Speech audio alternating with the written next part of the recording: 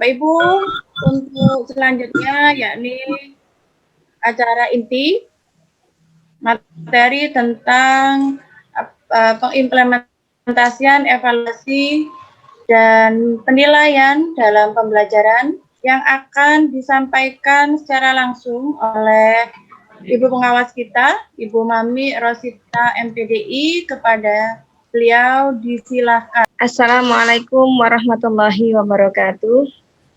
Waalaikumsalam warahmatullahi wabarakatuh. Bismillah, alhamdulillah, wassalatu wassalamu ala rasulillah, la haula wa la quwata illa billahil aliyil azim, amma ba'du. Hari ini kita akan membahas lebih lanjut ya tentang bagaimana penilaian dalam melaksanakan pembelajaran jarak jauh pada mata pelajaran pendidikan agama Islam. Ini sudah pernah saya jelaskan sebelumnya tentang teori PJJ ya. Jadi ada sinkronus, ada asinkronus. Sinkronus itu bisa tatap langsung, bisa melalui virtual seperti ini, baik Google Meet, melalui Zoom, atau aplikasi lain yang bisa ketemu muka dengan muka seperti ini. Atau asinkronus itu pembelajaran yang kita melaksanakannya itu dengan melalui media atau aplikasi dan LMS yang kita tidak bisa ketemu secara langsung. Nah, itu sebenarnya sama, Bapak Ibu, cuman perbedaannya adalah bahwa di asinkronus itu kita melalui alat bantu lainnya, misalkan dengan WA, dengan Google Classroom, dengan Moodle, dengan Edmodo, dengan e-learning yang mungkin Bapak Ibu ada e-learning di sekolahnya masing-masing dan lain sebagainya. Itu bisa kita laksanakan melalui itu. Jadi sedapat mungkin diupayakan pembelajaran dan penilaian kita mendekati ya kondisi kenyataan saat tatap muka. Nah, ini teori tentang penilaian. Berikutnya penilaian itu kan jika di kita ini ada 4 KI nih. Masih ingat ya, KI 1, 2, 3, 4. KI 1 dan 2 ini tentang sikap spiritual dan sikap sosial, 3 ini pengetahuan dan 4 keterampilan. Nah, ini namanya kompetensi. Kompetensi ini akan utuh apabila dinilai semuanya. Oleh kita dilaksanakan dalam pembelajaran, kita meliputi semua kompetensi dan juga penilaiannya. Nanti akan bisa mencapai SKL. KI, KD ini di breakdown ke dalam IPK yang nanti menjadi butir-butir instrumen penilaian untuk penilaian pengetahuan, keterampilan, dan juga sikap. Nah, untuk pelaksanaan penilaian, Bapak Ibu, kita mulai dari RPP. Mungkin selama ini mindset kita ada yang seperti ini, bahwa RPP itu harus 1 halaman, sehingga tidak perlu halaman lainnya di dalam RPP itu.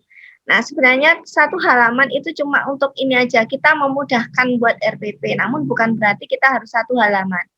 Jadi di RPP yang masih saya lihat, RPP daringnya itu, RPP itu hanya 1 halaman, memang betul komponen minimal tercapai, ada tujuan, ada pelaksanaan pembelajaran dan ada penilaian, namun di situ penilaiannya juga belum jelas, tujuannya belum jelas, jumlah pertemuannya juga belum jelas. Jadi RPP 1 bab itu ada 1 bab itu 1 lembar itu toh, ada yang seperti itu, dan di situ tidak jelas pertemuan pertamanya itu bahas apa, keduanya bahas apa, tiganya bahas apa, penilaiannya juga seperti itu.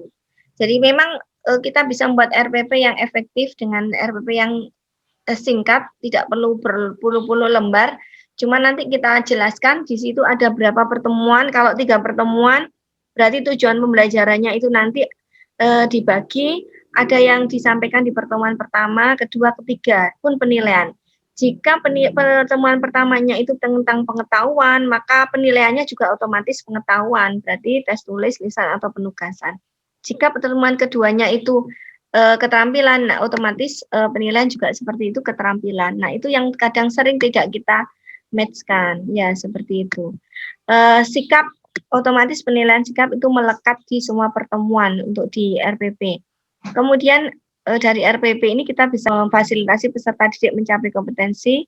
Kemudian ada tes atau penilaiannya ini, di sini di pembelajarannya, tes ini penilaiannya. Kemudian catatan umpan balik, jadi di instrumen saya itu ada enggak Bapak Ibu memberikan umpan balik pada hasil penilaian? Ya, kan di sini waktu kita memberikan catatan ke siswa. Banyak guru yang memberikan tugas tapi hanya memberikan tugas saja. Selanjutnya penilaian hanya dicentangi, hadir tidak, mengumpulkan tidak, tapi penilaiannya banyak yang tidak dilaksanakan. Ini yang sering saya lihat di sekolah-sekolah. Nah, jadi kalau bisa penilaian itu direkap hasilnya dan diberi umpan balik, diinfokan kepada peserta didik, dan jika ada kekurangan, mungkin ada catatan. Nah, itu namanya umpan balik. Baik, nanti bisa dilakukan secara grup maupun secara individu. Kalau sebenarnya itu ada memalukan, nanti bisa memalukan siswa, nanti bisa disampaikan secara individu. Kemudian di sini ada proses remedi, tetap ada pelaporan. Nah, ini Bapak Ibu proses penilaian yang mestinya tetap kita laksanakan seperti ini tadi. Kemudian bagaimana penilaian dalam PJJ PAI? Kan ada penilaian sikap, pengetahuan, keterampilan. Kita mulai dari penilaian sikap dulu. Penilaian sikap tetap yang utama. Ini observasi dari kita, dari guru mapel. Kemudian berikutnya ada observasi wali kelas dan guru BK yang nanti tetap dilaksanakan. Kemudian observasi guru mapel dilaksanakan selama proses PJJ atau di luar PJJ. Bisa saat mengumpulkan tugas, interaksi di WA saat PJJ, cara merespon KBN dalam PJJ. Nah, itu termasuk penilaian sikap yang ini ya, pengamatan. Kemudian wali kelas atau guru BK juga saat di luar jam, bisa saat pengumpulan tugas, interaksi di WA, dan lain-lain. Kemudian penilaian diri, penilaian penunjang, bisa penilaian diri dan penilaian antar teman. Dilaksanakan setidaknya 1 kali dalam satu semester atau 1 kali atau lebih dari itu silakan. Ya Bapak Ibu, monggo. Nah, ini yang sering tidak saya temukan di sekolah-sekolah Bapak Ibu, bahkan hampir bisa saya katakan 95% sekolah teman-teman GPAI tidak melaksanakan ini. Padahal di KD kita jelas-jelas ada ya, untuk sikap spiritual maupun sikap sosial. Nah, nanti akan kita bahas lebih lanjut untuk ini ya. Berikutnya kita ke penilaian pengetahuan. Dalam PJJ PAI, penilaian pengetahuan ada tes tulis, tes lisan, dan penugasan. Bentuknya tetap bisa ada benar salah, pilihan ganda, menjodohkan, isian, dan uraian. Cuman cara penyajiannya bisa berbagai cara. Bisa dijadikan dan dikumpulkan dalam bentuk text word, misalkan guru memberikan text word, kemudian dikirim ke WA atau Google Form, atau melalui Google Form, Quizzes, Kahoot, Google Classroom, Zoom, Form Office, dan lain sebagainya. Nah, berikutnya adalah tes lisan, kuis, dan tanya jawab. Ini bisa dalam bentuk dan cara seperti ini, pesan suara di WA, itu bisa kita laksanakan. Selama saya pemantauan beberapa bulan, saya menemukan guru melaksanakan tes lisan ini dengan pesan suara di WA itu hanya 2 atau 3 guru ya, tidak banyak. Padahal jumlah guru PAI kita itu berapa? Supaya kita bisa ini melihat sejauh mana penguasaan kompetensi siswa ya, atau umpan balik dari pembelajaran. Juga untuk ngecek kehadiran siswa apa masih standby atau tidak di pembelajaran kita ya. Kemudian berikutnya bisa juga video call. Saat video call kita kan untuk virtual sekarang kita bisa kita pakai forum di WA group. Sekarang WA group sudah ada, bisa dipakai untuk video call Bapak Ibu ya. Tapi kita harus punya aplikasi Messenger. Biasanya kalau kita punya Facebook, kita pakai aplikasi Messenger juga. Kalau belum, berarti kita download di Play Store, kita download aplikasi Messenger. Otomatis kalau kita sudah ada aplikasi Messenger di WA kita, nanti di grup WA ketika kita mau ini ngirim pesan lampiran itu akan muncul forum dalam bentuk moncong kamera ya bentuknya. Itu bisa kita laksanakan ya, virtual dengan siswa melalui forum di WA. Ini tes lisan ya. Video call, Zoom, Google Meet, kemudian Confi-Meet, dan lain sebagainya. Untuk penugasan, tugas individu atau kelompok dalam PJJ PAI yang bisa dikumpulkan melalui WA, Google Form, Google Classroom. Nah, ini saya kira Bapak Ibu sudah. Mungkin yang lisannya saja yang belum banyak yang melaksanakan ini ya. Kemudian yang ketiga, penilaian keterampilan. Ini ada bentuknya, saya ingatkan lagi, penilaian keterampilan meskipun jenengan sudah hafal, tapi kenyataannya Bapak Ibu, ketika saya diskusi, sharing dengan panjenengan banyak guru PAI yang hampir tidak melaksanakan ini. Bahkan bingung pelaksanaan penilaian keterampilannya. Nah, itu kan bisa ada unjuk kerja atau praktek, kemudian ada ini proyek, portofolio. Proyek dan portofolio. Ini ya portofolio, produk, serta teknik lain. Nah, untuk praktek, kita bisa mengamati kegiatan peserta didik dalam melakukan sesuatu yang bisa dikirim dalam bentuk foto atau video melalui WA, Google Classroom, Edmodo, dan lain-lain. Jadi bentuknya apa? Foto atau video bisa untuk praktek yang dikirim anak melalui WA Group atau lain sebagainya. Ya. Saya putus dulu karena terdengar suara ini.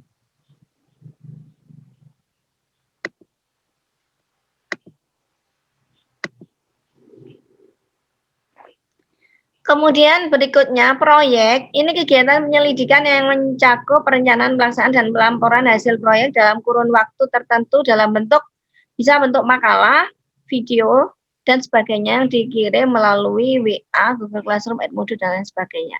Portofolio, ini adalah rekaman hasil pembelajaran dan penilaian yang memperkuat kemajuan dan kualitas pekerjaan peserta didik yang bisa dikirim melalui ini, LMS Bapak Ibu. Produk, produk ini merupakan penilaian kemampuan peserta didik membuat produk-produk teknologi dan seni baik dalam bentuk cerpen, puisi, pantun, video, kaligrafi, clipping, dan lain sebagainya yang bisa dikirim melalui aplikasi LMS ini. Jadi macam-macam bentuknya supaya Bapak Ibu lebih kreatif. Nah, sekarang kita ke masing-masing penilaian tuh ya Bapak Ibu. Nah, sekarang cara penilaian sikap dalam PJJ PAI. Nah, sikap kan ada macam-macam ya.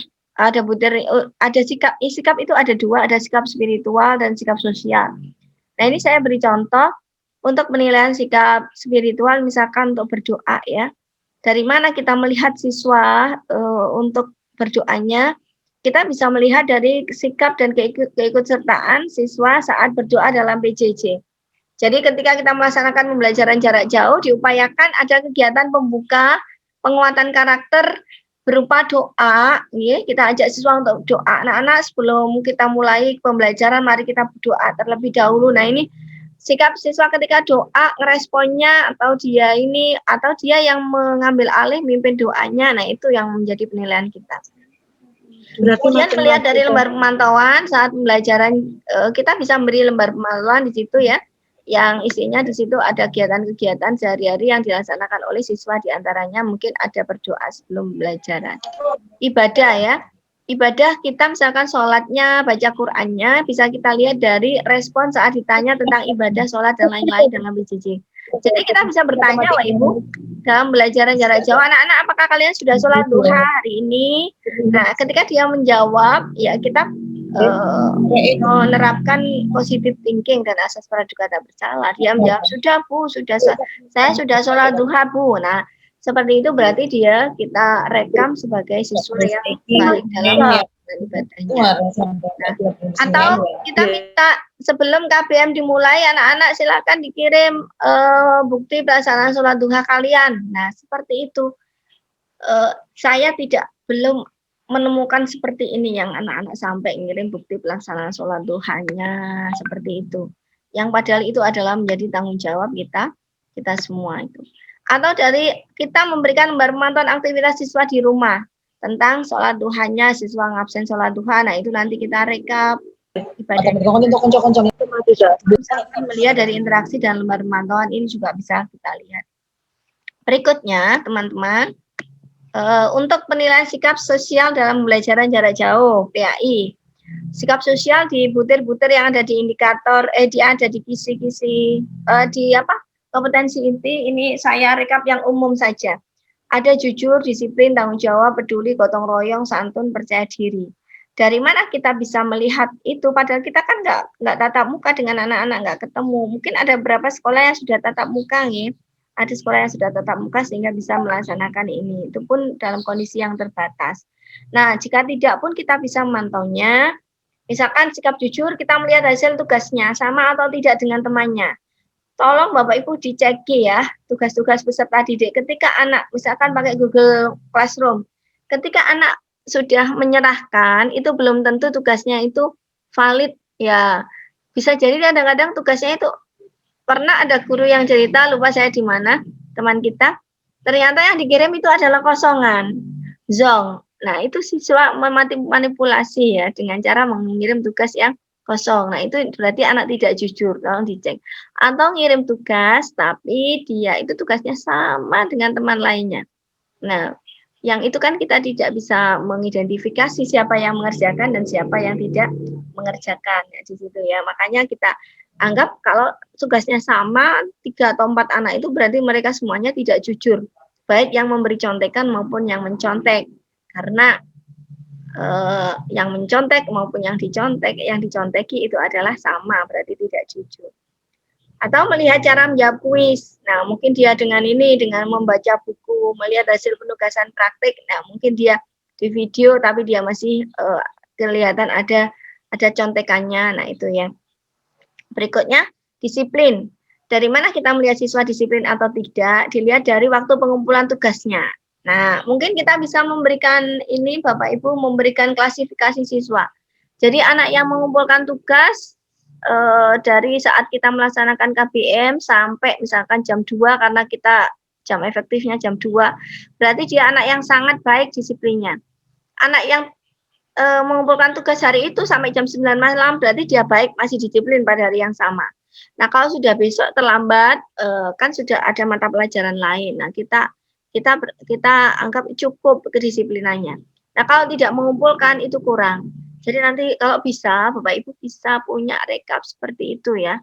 Rekap bagaimana peserta didik, pengumpulan tugasnya seperti apa. Kalau itu kita bisa membuat di Google Form atau kita bisa menilai secara manual. Nah, kemudian berikutnya adalah dilihat dari kehadiran dan respon dalam PJJ. Nah, anak-anak hadir ngisi kehadiran, tapi ngisi kehadiran pun belum tentu valid, Bapak Ibu ya. Jadi harus kita cross-check lagi dengan tugas. Karena siswa yang sudah ngisi hadir itu belum tentu nanti dia itu ternyata ikut KBM kita. Dia ternyata habis ngisi absen hadir terus ditinggal tidur. Nah, itu banyak sekali terjadi. Seperti itu, dia hanya ngisi absen saja, setelah itu menganggap sudah ikut PJJ ya, sehingga setelah itu tinggal tidur. Tolong dicek lagi setelah ngisi hadir itu dari responnya dalam PJJ atau dari pengumpulan tugas. Tanggung jawab, dari mana kita bisa menilai tanggung jawab siswa? Ini dari melihat dari pengumpulan tugasnya. Kalau dia mengumpulkan tugas berarti dia ikut tanggung jawab.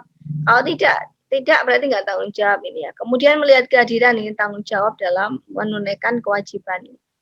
Peduli. Dari mana kita bisa melihat siswa peduli atau tidak? Dilihat dari cara merespon dan menjawab WA dari guru dan cara menjawab pertanyaan temannya. Jadi ketika ternyata dalam pembelajaran jarak jauh kalau kita pakai WA group ya, kita pakai WA group di WA itu anak-anak sangat minim sekali kepeduliannya kepada guru. Dia akan lebih, dan itu memang sesuai dengan perkembangan psikologi dari mereka. Di usia remaja awal sampai remaja itu anak cenderung memiliki 2 gerak. Gerak yang pertama adalah gerak menjauh dari orang tua dan guru. Gerakan yang kedua adalah gerak mendekat sama teman sebaya. Karena kondisi psikologi yang seperti ini menyebabkan anak itu kurang kepeduliannya kepada guru. Nah, bisa dilihat dari mana? Coba dilihat dari bagaimana responnya ketika guru yang WA dengan temannya yang WA. Jenengan bisa melihat dari putra-putri jenengan sendiri, anak-anak kita. Seperti itu. Kalau orang tuanya sendiri yang WA, itu cenderung diabaikan. Dia hanya menjawab sesuai kebutuhan. Ya, tidak peduli dengan orang lain karena sibuk dengan teman-temannya. Dia itu adalah masa perkembangan dari anak-anak remaja. Nah, karena itu kita harus meminimalisir ketidakpedulian anak kepada orang tua, apalagi gurunya, terutama gurunya saat PJJ, itu dengan cara apa? Kita peduli ketika anak itu tidak merespon kita.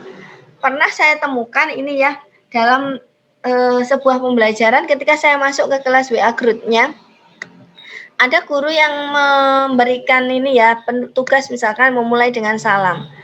Anak-anak, Assalamualaikum warahmatullahi wabarakatuh. Gimana kabar kalian? Bla bla bla bla sampai ini. Tapi ternyata tidak ada satupun anak di WA itu yang menjawab pesan dari gurunya. Nah, ini menunjukkan kepeduliannya itu sangat rendah kepada gurunya. Nah, Ada juga yang bahkan ketika ditelepon gurunya itu untuk masalah tugas di WA nggak dibaca. Dibaca pun tidak dibalas. Bahkan di telepon itu gurunya direject, ada yang sampai diblokir karena untuk urusan penagihan tugas seperti ini. Nah, ini sangat memprihatinkan sekali karena itu kita harus berupaya untuk menumbuhkan karakter peduli dan santun ya, karakter-karakter sosial ini dalam pembelajaran jarak jauh kita. Karakter peduli bisa kita lihat dari bagaimana cara anak merespon dan menjawab WA dari guru. Ini perlu disampaikan kepada siswa, bahkan bahwa responnya terhadap yang di posting oleh guru itu menunjukkan sikap pedulinya. Karena itu tolong ketika ada gurunya memberikan pembelajaran, membuka pembelajaran itu direspon, ada salam, dijawab salamnya, ada perintah dijawab iya, siap Pak atau apa ya, itu diajari anak-anak seperti itu. Bahkan kalau perlu kita ini Bapak Ibu dicatati nih, anak yang peduli dengan yang tidak peduli, merespon guru dengan yang tidak di WA group atau di Japri itu tentu sangat berbeda dengan anak yang merespon dan yang tidak. Ini perlu kita lakukan pemantauan pada respon siswa ini. Dan cara menjawab pertanyaan temannya tadi saya sampaikan ya. Kemudian bersikap yang berikutnya adalah gotong royong atau toleransi. Ya, gotong royong dilihat saat pengerjaan tugas dan diskusi. Nah, tapi ternyata ketika saya supervisi pembelajaran jarak jauh guru-guru kita, ternyata masih banyak yang belum melaksanakan pembelajaran interaktif nih, misalkan dengan memberi anak kesempatan untuk berdiskusi dengan temannya yang lain, kemudian sampai tanya presentasi. Nah, itu hampir belum ada yang seperti itu. Hanya satu saya temukan itu di salah satu sekolah negeri, ya, yang guru PAI-nya masih muda dan masih CPNS. Itu yang lain belum pernah sampai situ belum pernah, banyak belum.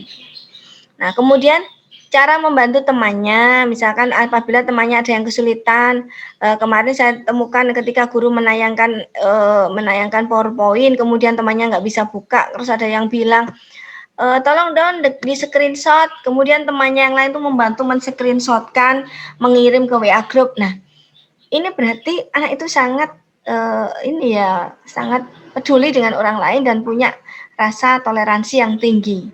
Gotong royong ini sama dengan toleransi Bapak Ibu ya di KI kita.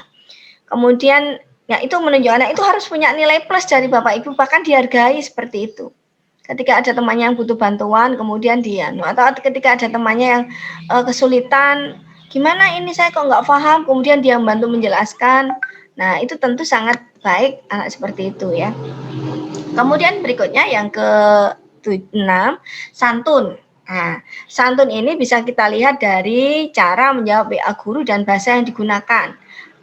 Bahasa anak-anak kita, anak-anak muda kita sekarang kan bahasa gaul biasanya. Nah, itu kan tidak tepat digunakan untuk gurunya. Gurunya mestinya tidak diperlakukan dengan cara yang sama. Nah, ini perlu kita jelaskan kepada peserta didik kita bagaimana cara membalas WA guru dan juga waktu menghubungi guru. Jangan sampai malam-malam menghubungi guru. Nah, ini kan kita bisa memberikan pelayanan maksimal dengan peserta didik sampai 24 jam. Tapi ketika guru istirahat di anak ini, nah itu merupakan berarti anak belum tahu bagaimana etika dalam menghubungi guru. Ini perlu diberikan penjelasan kepada siswa ya, bahwa kita juga memberikan penilaian dari cara dia menjawab respon gurunya. Nah, ini kan ketika ada anak yang mereject telepon gurunya, dibuka tapi tidak dibaca, tidak direspon atau tidak dibaca. Bahkan pernah saya lihat di kelas-kelasnya Bapak Ibu, ada yang guru menyampaikan pesan suara pembuka. Nah, ketika itu guru nggak ngecek, ketika dicek siswa membaca gitu aja. Sudah dibaca oleh siswa itu guru sudah senang. Padahal untuk pesan suara itu tidak hanya cukup dibaca, tapi diputar. Jadi ternyata ketika saya tunjukkan pesan suara jenengan ini tidak ada yang memutar sama sekali. Dari mana ini coba dilihat? Karena pesan suara itu ketika diputar oleh siswa dengan tidak itu beda. Jadi yang diputar itu nanti akan ada keterangan diputar siapa saja yang memutar pesan suara itu. Jangan puas dulu ketika kita memberikan pesan suara dan ternyata di situ anak-anak itu membaca, terbaca di situ anak-anak membaca gitu, dibaca oleh itu nama anak sudah banyak. Padahal mereka belum tentu memutar. Kalau sudah diputar, biasanya di info itu akan kelihatan diputar oleh. Nah, gitu ya Bapak Ibu. Ada juga yang membalas WA gurunya dengan bahasa-bahasa yang celometan, bahkan di WA grup pun celometan dengan tidak menghargai guru. Nah, ini kita bisa memantau di situ untuk sikap santunnya ya. Kita masukkan ke jurnal sikap. Nah, kemudian berikutnya, dan ini perlu disampaikan kepada peserta didik, jangan kita nilai saja tapi siswa tidak tahu bahwa kita menilainya itu. Kemudian berikutnya percaya diri. Nah, percaya diri kita bisa melihat dari apa anak bertanya atau tidak, menjawab pertanyaan, presentasi, ini menunjukkan kepercayaan diri yang sangat baik. Kemudian melihat dari tugasnya dalam bentuk suara atau video itu kan kelihatan. Anak suaranya lemah, malu-malu berarti percaya dirinya kurang. Videonya juga suaranya nggak jelas, malu-malu, tidak eksplor gitu. Nah, itu perlu kita sampaikan kepada peserta didik bahwa apapun respon mereka di dalam pembelajaran itu adalah di situ ada menunjukkan karakter, dan kita berusaha untuk membimbing siswa dalam penguatan karakter itu sesuai dengan butir-butir sikap ini, sehingga nanti anak menjadi anak yang bisa, anak yang jujur, disiplin, tanggung jawab, peduli, gotong royong, santun, dan percaya diri. Nah, ini tentang penilaian sikap sosial Bapak Ibu. Terus bagaimana memasukkan dalam catatan kita bisa membuat ini Bapak Ibu yang sudah sering saya share. Ini jurnal sikap. Nah, dari tanggal di sini ada tanggal, nama peserta didik, catatan perilakunya dia seperti apa di PJJ kita. Misalkan presentasi, berarti kan dia butir sikapnya, percaya dirinya sangat baik. Tindak lanjut diberi reward. Kemudian tanggal, nama peserta didik, catatan perilaku, misalkan tidak mengumpulkan tugas, berarti disiplinnya dan tanggung jawabnya minus. Tindak lanjutnya harus diberikan pembinaan. Ini adalah contoh lembar observasi terbuka. Atau bisa juga kita pakai lembar penilaian diri seperti ini. Misalkan saya selalu mengikuti siswa menilai dirinya sendiri. Yang tadi saya sampaikan, kita bisa membagi ini dalam satu semester satu kali. Gitu. Misalkan poin yang pertama ini saya selalu mengikuti PJJ PAI. Berarti ini apa ini? Ini kedisiplinan. Saya selalu mengumpulkan tugas guru. Ini tanggung jawab. Saya mengerjakan tugas sendiri tanpa bantuan orang lain atau mencontek pekerjaan teman. Ini jujur. Saya merespon sapaan guru saat di WA grup. Ini peduli. Saya bersikap sopan saat di WA maupun di telepon guru saya. Ini santun. Saya bisa membantu teman lain apabila ada yang tidak paham. Nah, ini namanya toleransi atau gotong royong. Nah, ini penilaian diri meliputi 7 sikap dalam KI sikap sosial itu yang kita kumpulkan dalam waktu 1 tahun. Atau penilaian antar teman sama poinnya dengan yang tadi penilaian diri, cuman kita ganti, tadi kan nama siswa, sekarang nama siswa yang dinilai kelasnya. Nah, ini kita bisa menilai temannya, kita berikan pada teman yang bisa dekat dengan teman yang penilainya itu dekat teman yang dinilai, itu dekat secara jarak. Cara kita untuk memberikan penilaian ya, mereka misalkan mereka penilaian tugas dan sikap siswa. Nah, ini kan, ini adalah contohnya.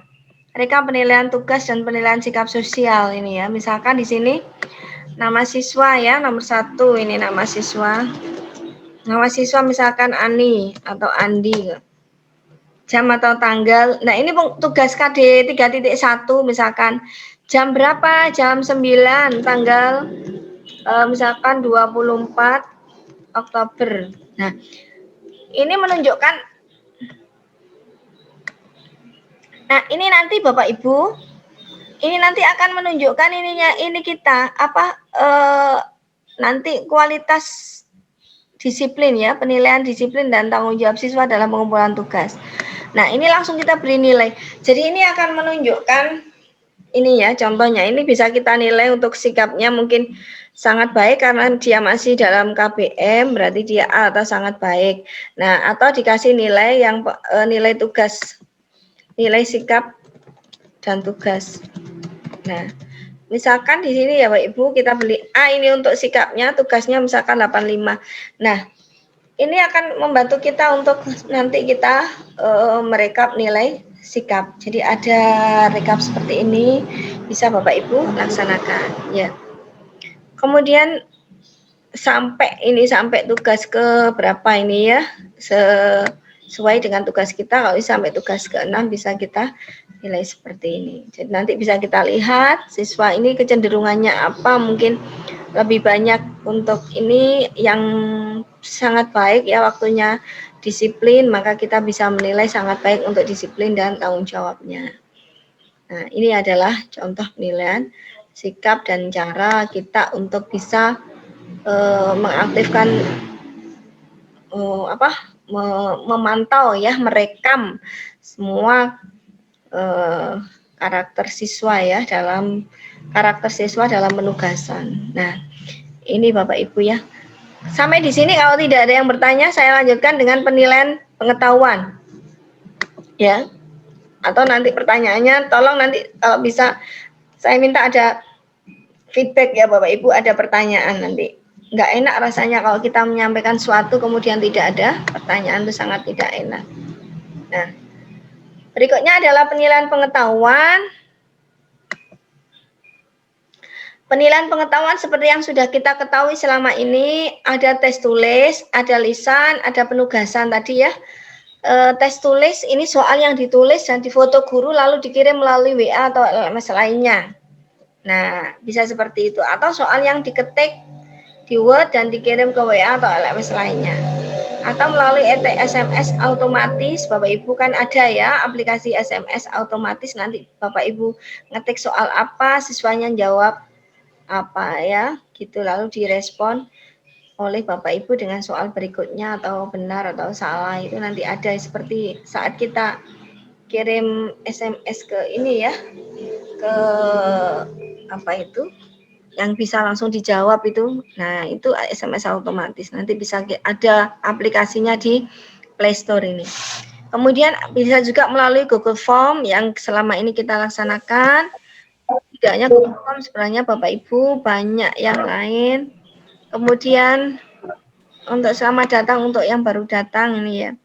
Kemudian berikutnya ada Google Form yang diupload di Google Classroom, bisa juga pakai Quizzes, Kahoot, Form Office, Zooform, dan lain sebagainya. Zooform nanti kelebihannya ini ada tanda tangan siswa Bapak Ibu nanti bisa, dan juga bisa upload yang lainnya, itu upload semua itu bisa nanti di Zooform. Kalau Form Office nanti itu produknya Microsoft 365, itu nanti bisa tampilan di HP itu bisa full dan lebih menarik bagi siswa. Quizzes dan Kahoot ini juga bagus. Nanti mungkin kita akan coba untuk membuat Quizzes, Kahoot atau Form Office atau Zooform. Monggo yang selama ini Bapak Ibu yang banyak menggunakan itu kan pakai Google Form. Quizzes ada beberapa tapi tidak banyak, gitu ya. Kita akan lanjut ke berikutnya, lisan ya, melalui pesan suara di WA Group maupun pribadi, kemudian melalui aplikasi Quizzes, melalui video call tadi itu ya. Video itu artinya siswa menjawab, guru memberi pertanyaan dalam video, siswa juga menjawab melalui video bisa, meskipun menghabiskan data banyak itu ya, ya efektif. Kemudian penugasan dalam bentuk ketikan maupun tulisan dikirim melalui WA Group atau pribadi maupun LMS lain yang dikirim melalui jaringan maupun secara langsung. Kadang-kadang ada yang secara langsung ya, karena anak-anak ada banyak yang dijadwal tatap muka tapi secara terjadwal, tidak setiap hari, ini bisa kirim secara langsung saat mereka masuk. Penilaian keterampilan, nah ini yang perlu kita, ini yang masih banyak kelemahan di kalangan guru-guru kita. Saya beri contoh penilaian keterampilan ini Bapak Ibu ya, dalam bentuk KD-nya langsung. Kok ada nama bungkus mikrofon ini? Sopo ini ya, senengannya bungkus mikrofon ini. Contoh penilaian praktek dalam PJJ-PAI ini Bapak Ibu. Misalkan KD-nya membaca Quran surat Al-Hujurat ayat 70 dan 12 sesuai dengan kaidah tajwid makharijul huruf. Nah, ini tentu bentuk tugasnya apa? Penilaian keterampilan ini bisa video membaca. Kalau membaca kan tidak harus video ya, bisa juga rekaman suara membaca. Cara pengumpulannya bisa lewat WA Group atau pribadi, Google Classroom, YouTube, Edmodo, Videofob, dan lain sebagainya. Ada berikutnya contohnya, mendemonstrasikan hafalan. Nah, ini tentu harusnya pakai video ya yang lebih valid. Pengumpulan bisa seperti ini. Pakai video yang ini ya, lebih valid. Kalau ini bisa pakai YouTube, misalkan mau di YouTube-kan oleh siswa, nggak apa-apa. Siswa SMA loh ya, bukan siswa SD atau SMP ya. Kita kenalkan siswa berbagai macam teknologi. Makanya ketika saya pembinaan pun, meskipun anak-anak, Bu, anak-anak ininya maunya WA group, bisa mengakses nggak apa-apa, kita layani semua. Jadi yang WA bisa WA, nggak bisa yang lainnya bisa mengumpulkan di WA. Tapi kalau bisa yang lainnya, misalkan karena dia pakainya punya, sebenarnya kan sudah ada paket dari pemerintah yang Google Classroom dan lain sebagainya itu. Kita semua bisa mengumpulkan pakai itu. Karena apa? Kita juga untuk mengenalkan IT kepada peserta didik kita. Sehingga nanti itu juga memudahkan guru untuk pengumpulan tugasnya dalam satu sistem aplikasi itu. Kalau Google Classroom itu kan enak. Nah, kalau memang ada yang nggak bisa mengumpulkan, nanti bisa kita layani lewat WA, grup atau pribadi. Berikutnya KD yang ketiga, nah ini untuk aspek Al-Quran ya, yang kebanyakan seperti ini. Aspek Al-Quran beda dengan aspek lainnya di KD-nya. Kalau KD keterampilannya aspek lain ini hanya satu. Kalau aspek Al-Quran ini ada tiga. Ada membaca, ada mendemonstrasikan hafalan, dan menyajikan hubungan keterkaitan. Nah, ini tiga ini KD keterampilannya untuk Al-Quran. Kalau untuk fikih misalkan akhlak, akidah, dan SKI cuma satu. Al-Quran aja yang tiga. Ini ada anak KD-nya. Nah, untuk menyajikan hubungan ini ya, misalkan menyajikan hubungan antara kualitas keimanan dengan prasangka baik atau husnuzon dan persaudaraan dengan pesan Quran surat Al-Hujurat ini bisa dengan video dia mempresentasikan ini. Jadi siswa diminta untuk dibuat ini ya, bahan presentasi untuk keterkaitan antara kualitas keimanan dengan prasangka buruk dan persaudaraan. Jadi adakah keterkaitan ini anak yang orang yang kualitasnya baik dengan kebiasaannya yang selalu berprasangka baik itu menunjukkan keimanannya atau sebaliknya ini ya. Nah, ini bisa dengan video presentasi tentang ini. Dikirim bisa melalui ini WA group nah, dan sebagainya. Video presentasi ini bisa juga dalam bentuk pribadi atau kelompok. Kalau pribadi misalkan itu dia sendiri. Kalau kelompok bisa enggak? Bisa. Jadi kalau kelompok tidak harus mereka berkumpul, akan tetapi mereka bisa membuat video potongan lalu disatukan sendiri oleh mereka. Ya, jangan khawatir ini memberatkan karena apa? Mereka itu sudah biasa seperti itu. Mereka sudah bisa membuat mengedit-edit video. Kadang kita sendiri ada kalah ya, tidak sama dengan tidak sepintar mereka. Nah, ini ya. Bu Laili Utami dari tadi ini kok nggak nyambung-nyambung ini. Apa pakainya habis ya? Nah, ini tentang praktek ya Bapak Ibu. Praktek juga bisa praktek sholat jamaah, misalkan siswa ini jamaah dengan adiknya atau orang tuanya, tidak harus jamaah dengan temannya. Praktek ini merawat jenazah, ada saya lupa adik-adiknya SMA itu.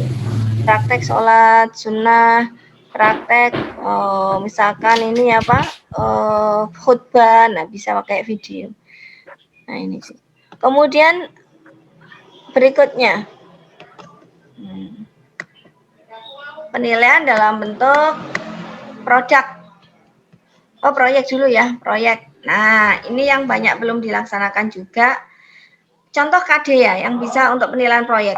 Menyajikan keterkaitan antara larangan berzina dengan berbagai kekejian yang ditimbulkan dan perangai yang buruk. Nah, bentuk tugasnya bisa membuat laporan proyek dalam bentuk makalah hubungan larangan berzina dalam Quran Surah Al-Isra dengan berbagai kekejian yang ditimbulkan dan perangai buruk. Nah, ini cara pengumpulannya dalam bentuk ini. Maaf ya, nanti di-upgrade lagi Bapak Ibu ya, nanti ikut lagi. Nanti kita ini lagi masuk lagi kalau misalkan nanti ini terputus. Kalau nanti terputus silakan nanti masuk lagi. Sebentar saya tanyakan lagi. Nah ini membuat laporan proyek dalam bentuk makalah ini. Saya kira anak SMA tidak akan keberatan membuat makalah. Ini bisa individu maupun bisa kelompok ya. bisa kelompok, kalau individu kan mereka bisa sendiri ya, atau kelompok mereka bisa bekerja sama dengan teman lain yang juga bisa diskusi melalui WA grup kecil atau video call kecil ya dengan teman kelompoknya. Kemudian berikutnya menyajikan hubungan Asmaul Husna, Al-Karim, Al-Mu'min, Al-Matin, Al-Jami, dan Al-Akhir dengan perilaku keluhuran budi, kokoh pendirian, rasa aman, takwa, dan tawakal, dan perilaku adil. Nanti bisa dengan membuat konsep ceramah keagamaan misalkan dalam bentuk tulis maupun video ya. Bisa membuat konsep ceramah, misalkan mau mengadakan ceramah keagamaan dengan tema ini, dalam bentuk tulis maupun video, mungkin isi ceramahnya, konsepnya kapan diadakan, kapan, di mana, audiennya siapa, nah itu. Atau video tentang hubungan Asmaul Husna, Al-Karim, Al-Mu'min, Al-Matin, Al-Jami, dan Al-Akhir dengan perilaku keluhuran, budi, kokoh pendirian, rasa aman, tawakal dalam perilaku adil. Nah, ini bisa dikumpulkan melalui ini sesuai LMS Bapak Ibu. Nah, kita lanjut sekarang. Ini penilaian proyek ya. Nanti silakan disimpan kalau ada pertanyaan, nanti disimpan ya, kita diskusi. Sekarang penilaian produk ya. Penilaian produk KD-nya contohnya apa? Menyajikan keterkaitan antara larangan berzina dengan kajian yang tadi ya, misalkan bisa juga buat makalah atau buat poster ini ya. Poster tentang larangan berzina dalam Quran. Poster tentang larangan berzina dalam Quran Surah Al-Isra dengan berbagai kajian yang ditimbulkan dan perangai buruk dari jadi larangan berzina serta dampaknya sama dalilnya. Nah, ini dibuatkan poster untuk anak SMK, ini gampang ya. Dikirim dalam bentuk foto misalkan melalui ini, atau mereka sudah bisa aplikasi-aplikasi yang lain untuk membuat poster, silakan aja. Kemudian KD berikutnya contohnya ya, menyajikan hubungan antara beriman kepada malaikat Allah dengan perilaku teliti, disiplin, dan waspada. Misalkan dengan buat cerpen tentang orang yang berperilaku teliti, disiplin, dan waspada. Ya, ini dengan memadukan antara bahasa Indonesia dengan PAI ini ya. Jadi terpadu untuk penilaiannya. Bisa kita suruh anak buat cerpen. Nah, nanti kalau anak-anak ternyata banyak yang bakat nulis cerpen, kita kumpulkan aja, kita suruh buat cerpen lagi untuk kita buatkan buku cerpen. Nah, itu kan literasinya juga masuk ini. Saya kira untuk SMK yang ini ya banyak yang bisa seperti itu. Asal kita mau berusaha untuk kreatif. Nah, ini anak-anak bisa kita kerahkan. Ini. Untuk anak SMK sudah banyak yang bisa membuat cerpen itu. Kita lanjutkan lagi Bapak Ibu. Oh, tadi ya, cerpen tentang orang yang berperilaku teliti, disiplin, dan waspada, serta bagaimana kehidupannya. Kemudian KD berikutnya 4.5. Menyajikan keutamaan cara berpakaian sesuai dengan syariat, ketentuan syariat Islam. Nah, ini. Kita pakai video, misalkan tugasnya bisa video presentasi tentang keutamaan cara berpakaian. Jadi siswa presentasi di video, atau video tentang simulasi cara berpakaian. Simulasi ya, tapi jangan yang kelihatan auratnya. Maksudnya simulasi tentang, bisa juga pakai ini, pakai apa?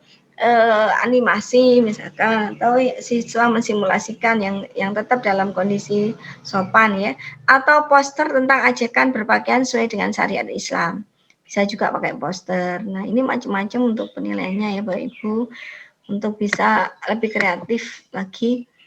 Nah, sekarang berikutnya contoh penilaian produk lagi, banyak untuk produk PAI. Kaitan antara contoh perilaku jujur dalam kehidupan sehari-hari dengan keimanan. Bisa membuat kubuan lagu jujur dan keimanan, membuat puisi tentang perilaku jujur dan keimanan, membuat pantun tentang perilaku jujur dan keimanan, nanti dikumpulkan lewat cara ini. Atau KD berikutnya mensimulasikan ibadah haji, zakat, dan wakaf. Bisa membuat video animasi tentang ibadah haji dan wakaf, membuat gambar tentang simulasi haji dan wakaf. Ini anak-anak kan bisa seperti itu. Video animasi atau video motong-motong dari video yang ada lalu dibuat video untuk siswa, sehingga siswa bisa berkarya dan berkreasi. Ini tuntutan tujuan kita sebenarnya. Siswa tidak hanya sekedar ini menjadi pengguna, bahkan mereka bisa berkarya. Nah, ini kita harapkan nanti bisa dimasukkan di YouTube dan sebagainya. Bisa juga membuat clipping Bapak Ibu ya, clipping tentang orang-orang yang tokoh-tokoh yang jujur dan dampaknya dalam kehidupan dia seperti apa. Contoh ya itu bisa membuat clipping. Ini juga bisa membuat clipping misalkan pakaian-pakaian sesuai syariat Islam dan pakaian-pakaian yang kelihatannya sesuai dengan syariat Islam ternyata tidak. Nah, ini bisa juga membuat clipping. Ini yang Al-Qur'an bisa juga membuat ini kaligrafi ya. Ini yang tadi belum masuk di PPT saya. Misalkan buat kaligrafi atau clipping. Nah, ini tentang penilaian Bapak Ibu baik sikap, pengetahuan maupun keterampilan. Berikutnya nih ya, untuk yang kegiatan pembiasaan yang bisa kita lakukan dalam PAI. Tadi ini belum selesai PowerPoint saya ini Bapak Ibu, nanti akan saya kirimkan ke jenengan dalam bentuk PowerPoint yang sudah lengkap nih, plus contoh-contoh untuk ininya. Nah, nanti saya susulkan untuk PowerPoint ini. Jadi dalam kegiatan pembelajaran PAI pun kita bisa melaksanakan kegiatan biasaan dan kegiatan ekstra dalam pembelajaran jarak jauh.